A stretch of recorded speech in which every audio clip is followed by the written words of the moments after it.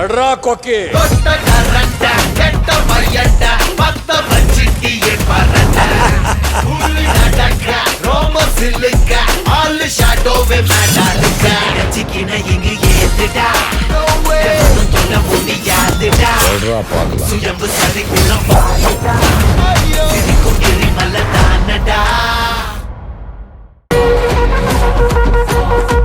சரவணா மேல எனக்கு நம்பிக்கை இருக்கு. நான் இந்த வீட்ல சந்தோஷமா இருப்பேன் மாமா.